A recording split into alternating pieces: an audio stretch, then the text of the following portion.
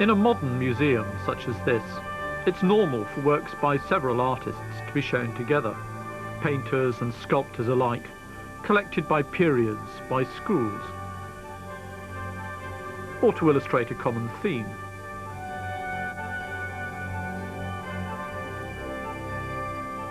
Displays tend to change, both as a result of pressure on the available space and in response to fashion.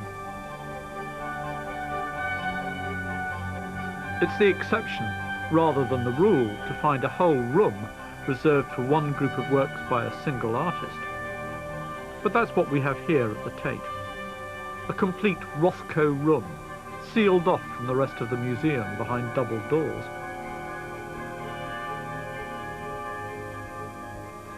At the time when he was working on the paintings we shall be looking at, Mark Rothko declared with some pride, "I have made a place."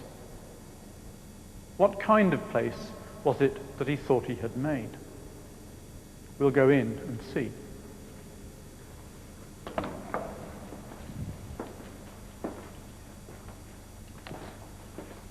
Don't adjust your set. This is what happens to a camera when the lighting level drops. Of course, the human eye adjusts almost immediately, like this. But there's no concealing the fact that the lighting level in this room is kept lower than the rest of the gallery. What's more, these are the conditions that the artist himself requested. And what of the paintings? They're all large. Even the smallest of them is an area of some 5 square meters. They're all painted in warm, dark colors, deep reds and blacks. Their surfaces are relatively thinly painted, and they're all abstract. It's not just that the whole space has been given over to them. It's almost as though the space is something they have been allowed to decide and to define. There are two things about this place that seem strange. After all, painting is a visual art. We expect paintings to revel in the light, not to gather in the half-dark. And if a whole room is to be given over to a series of works like this, don't we expect a bit more in the way of entertainment? Some sense of incident and detail, surely, to help us pass the time. Not just such sombre, uningratiating surfaces as these. Do these really deserve to be considered as paintings? Or should we simply regard them as wall decoration? What's the difference? Well, I think of a painting as something which is an object of attention in itself, something engaging to look at with content of a kind, however hard that content may be to put into words. Whereas I think of decoration as background, a pleasing accompaniment perhaps, but never the main event. Of course, this isn't a hard and fast distinction. Much of the most absorbing art of the past was painted directly onto the walls of public buildings and institutions. In town halls, in libraries, in dining rooms, and particularly in churches and in chapels, where it did indeed provide appropriate accompaniment to forms of ritual and of celebration.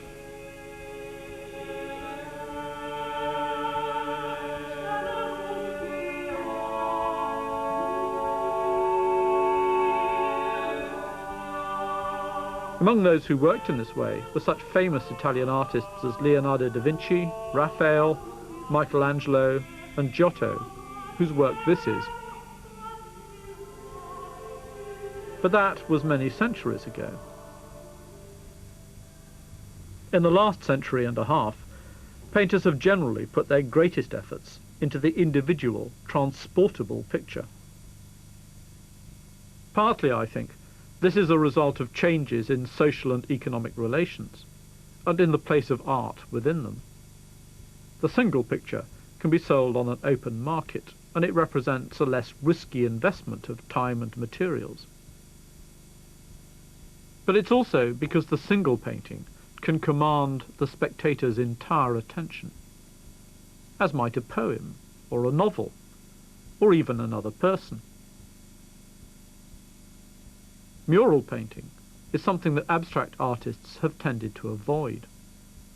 It seems that the surface of an abstract painting needs to be clearly defined and delimited. It needs to be an object with its own integrity and to have clearly marked physical edges, like this work by the Dutch painter Piet Mondrian. Otherwise, it's in danger of becoming a mere substitute for wallpaper.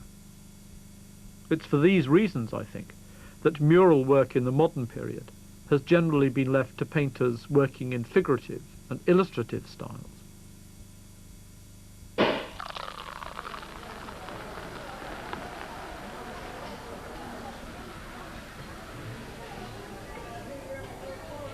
The Tate Gallery's own upmarket restaurant is decorated with murals painted by Rex Whistler in the 1920s. Supposing you can afford to eat here, you can sit at your table and trace the narrative round the walls while you wait for your food to arrive. Its fanciful subject is an expedition in pursuit of rare meats. There's a cast of characters, and you can follow their little red cart around the room. And then, when you're getting on with the serious business of eating and drinking and making deals, you need pay the murals no more attention than you would an inconspicuous wallpaper. In other words, they provide an undemanding background. Of course, Whistler's work is more than mere pattern making. His designs do provide the kind of easy entertainment so conspicuously lacking from Rothko's work. But this could hardly count as modern art.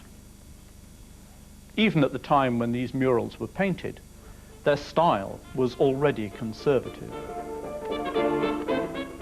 Their world is a world of pastiche and of storybook romance, populated with clichés and with stereotypes. They bite, they scratch, they make an awful fuss. It's no use stroking them and saying, push, push, push. No hunting tigers out in the ya. Out in the ya, ya. The contrast with Rothko's room is very clear. 40 years and more after these works were painted, they still possess the kind of appearance we associate, for better or worse, with modern art. Yet this series of paintings does have one important thing in common with Rex Whistler's work. These sombre, abstract images were also originally intended to decorate a restaurant. The 9 paintings hanging in the Tate are often referred to as the Seagram Murals, after the Seagram building in New York, where the Four Seasons restaurant is located.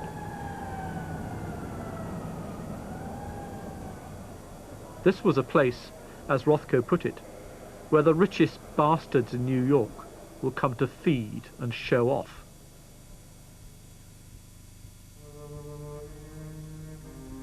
That the paintings are now hanging here, in a gallery of their own, is evidence that Rothko changed his mind about their destination. But even had he offered them up to be hung in the restaurant, it seems hardly likely that the owners would have thought them suitable. It's not just that they look so sombre. They're also somehow hard to ignore. In other words, they insist on making their presence felt. They refuse to become mere background. Of course, this is partly a matter of sheer size, but it's also, I think, because of the effect these paintings produce, the response they seem to invite from their spectators. To inquire further into the nature of this presence and this effect, I'd like to look at a very different painting. This is a self-portrait by the Dutch artist Rembrandt, painted in the 1660s, and now hanging at Kenwood House in North London. Rothko may never have seen this particular picture, but we do know that he was impressed by Rembrandt's painting of the human figure. And in a statement published in 1947, he said that for him the greatest artistic achievements from earlier periods were pictures of the single human figure, alone in a moment of utter immobility. Pictures, in fact, like this. No artist in the entire history of Western art devoted more serious attention to his own changing appearance than did Rembrandt. This small study of the artist in his studio was painted when he was about 23. Over the next 40 years, he traced the processes of his own aging through one self-portrait after another.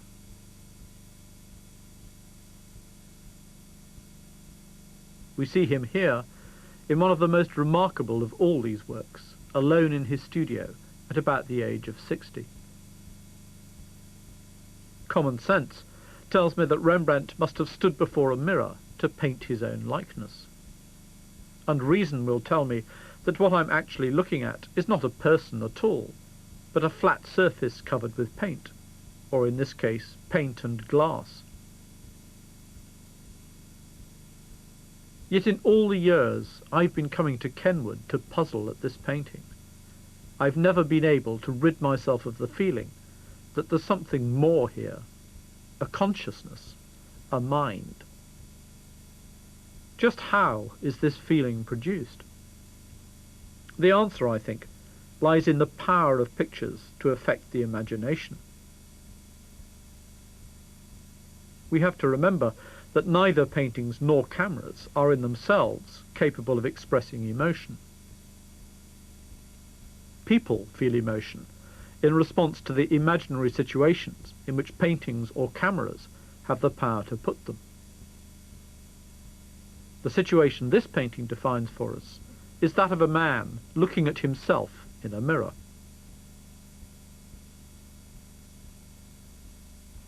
If we play the game and adopt that position, both physically and in imagination, then this is what we see. The image of a 60-year-old man looking back at himself. In reality, there can be only one consciousness here, one mind, and that must be our own.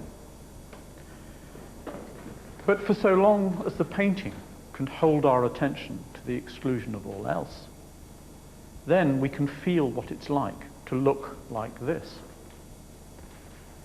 The art historian Ernst Gombrich referred to this experience as the beholder's share. What Gombrich meant was that we have to be willing to do our share of the imaginative work, to play our part in the game, and to be in imagination the one who is seeing what the painting shows, whatever class or race or even gender we may actually be. Rothko and his friend Adolf Gottlieb put the same point in a different way in a letter written in 1943. No possible set of notes can explain our paintings. Their explanation must come out of a consummated experience between picture and onlooker. To talk of consummation is to evoke the idea of unconditional lovemaking. What the artists were saying is that the meaning of the painting will only disclose itself to the spectator when each party to the encounter is fully engaged with the other. In fact, at the time Rothko put his name to that statement, he had yet to develop the abstract style of the works we've been looking at. It has to be admitted that some of his early figurative paintings would suffer badly from a comparison with Rembrandt's self-portrait. He painted this untitled work in about 1941. Of course, Rothko's is not a self-portrait, but the staring patriarchal figure has neither the aloneness nor the immobility that he said he admired in the work of earlier artists. Instead, a kind of stereotypical female seems to be clinging to the same head, same body, and the resulting double figure seems to press forward as though threatening to burst through the picture plane. If we see this foot as placed at the front of that plane, there is no place for the swelling torso to be but this side of it, apparently invading our own world.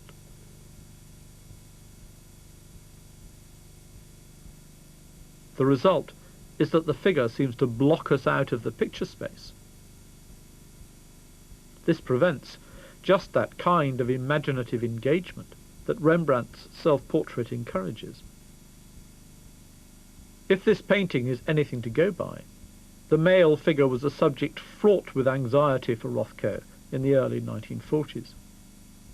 Years later, he was to acknowledge that he had found with great reluctance that he couldn't use the figure to meet his needs. There was a time, he said, when whoever used it mutilated it.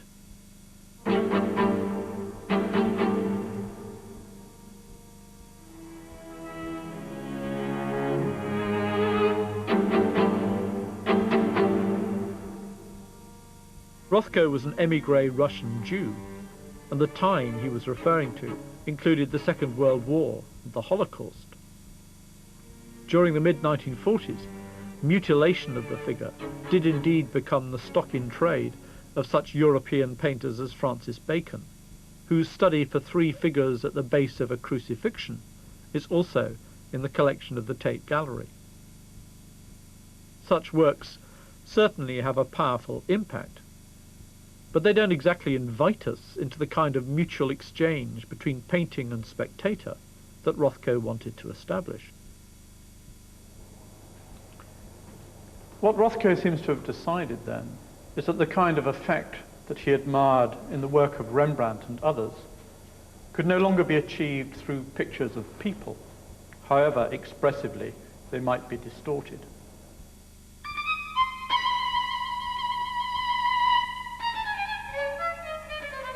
Perhaps the answer lay with a form of abstract art. Might it be possible to produce the appropriate response, to get the beholders to do their share, without depending upon the image of another figure? In art, questions like these can only be answered by results.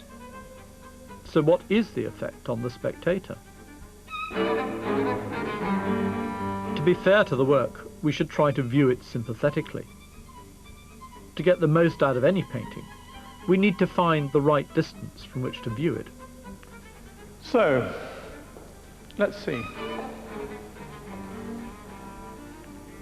This is the position from which this painting entirely fills my visual field. The point at which I see all the painting, and only the painting. I'm sure it's no accident that this is the kind of distance at which it's comfortable to stand in relation to another person. If we ask why the painting Needs to be this size, it's not so as to dominate the space, but so as to meet its spectator on equal terms. Rothko said that he painted large pictures because he wanted to create a state of intimacy. And now that I'm here, I begin to notice small details that fail to register from a distance. Spaced around the canvas, there are small marks and splashes that serve as traces of the artist's activity and of his hand. Here, there are spots of brilliant red, and in the lower corner of the same painting, there are drips of dull grey-green. These serve as clues to the colours that have been mixed into the surface. Surprising as it may seem, I'm reminded of some details from Rembrandt's self-portrait. At the tip of the artist's nose, he gives us points of registration for the entire picture. Its lightest light, its darkest dark, and a warm flesh tint midway between the two, all described with just 3 spots of paint. On the corner of the eyebrow, there's a seemingly casual scribble, made by reversing the brush and using the pointed end of the handle. These are engagingly practical details, and they help keep us absorbed while the painting works on us. In Rothko's painting, there are places where the paint has been allowed to run, showing that the canvas has been turned through 90 degrees during the painting process. The effect of these signs of activity is to render what I'm looking at both more engaging and more human. Now, in order to reveal these details in the Rothko, we increased the level of light on his paintings and enlarged the aperture of the camera. But with the light back to its normal level, I'm having to make an effort really to see what I'm looking at. There's a particular form of concentration required. It's like listening to a quiet voice in a noisy room. The very effort we make to filter out all distractions seems to endow what's being said with a particular intimacy and significance. So now, as I devote my full attention to Rothko's painting, its surface seems to gain in intensity and to come alive.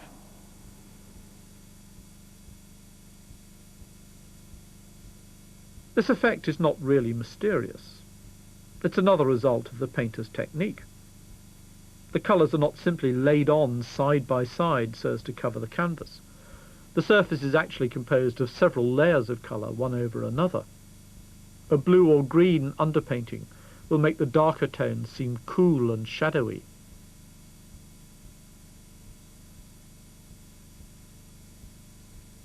A red underpainting will make them glow with warmth. Here, a lighter red shows at the fringes of a darker red, like an ember in a dull fire. Round the edges of the large shapes, the brush strokes overlap and intersect. The effect of these techniques is to produce an illusion of depths one can see into, but never quite fathom. This sense of the indefinite in Rothko's paintings is partly a result of their ambiguous figure-ground relations. At one moment, this central shape appears as a kind of phallic pillar standing out against the darker ground, an archetypal symbol of male presence. But then my perception shifts. I see a gate-like surround, and what was formerly a phallic pillar becomes a space I see into, a kind of passageway, an aperture into the body of the painting, a body which has thus become metaphorically female. Rothko said of the large picture that it is an immediate transaction. It takes you into it. What matters here is not what the painting seems to picture. What matters is the way in which our responses are engaged and rendered complex. What seemed so awkward about the untitled painting of 1941 was its sense of unresolved aggression. I can't help thinking of the archetypal male driver staring out of the windscreen of his car. He's lost, but he will not stop to ask the way. If he did, he might lose face, literally, in the presence of his female passenger. I'm not for a moment saying that that was the situation Rothko was actually trying to picture. But whatever the artist's intention may have been, the effect is one of unresolved conflict and difference. If I'm right about the later work, it offers a very different form of effect. one in which the different kinds of presence are, as it were, admitted and allowed to contribute equally to the identity of the painting.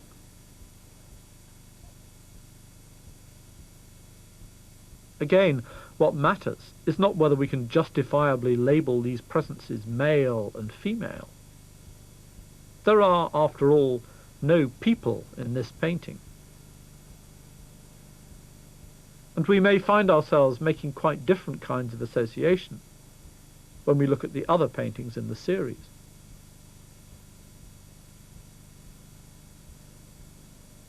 What is important, as with Rembrandt's self-portrait, is what happens when we give ourselves up unconditionally to the game the painting proposes.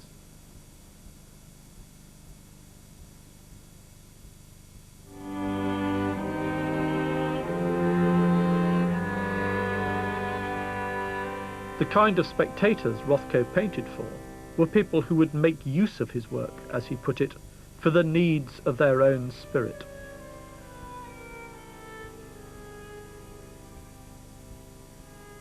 For if there is both need and spirit, he continued, there is bound to be a real transaction.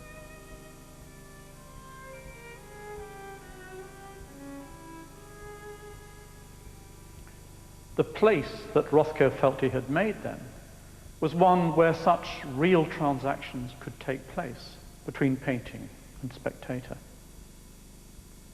And that, of course, is the compelling reason why these paintings are here, in a gallery specially reserved for them, and not in the Four Seasons restaurant in New York for which they were originally designed. Whatever may be the needs that people go to satisfy in an expensive eating place, they are not the needs of the spirit. To give paintings such as these the attention that they ask for is indeed to be distracted from our appetites.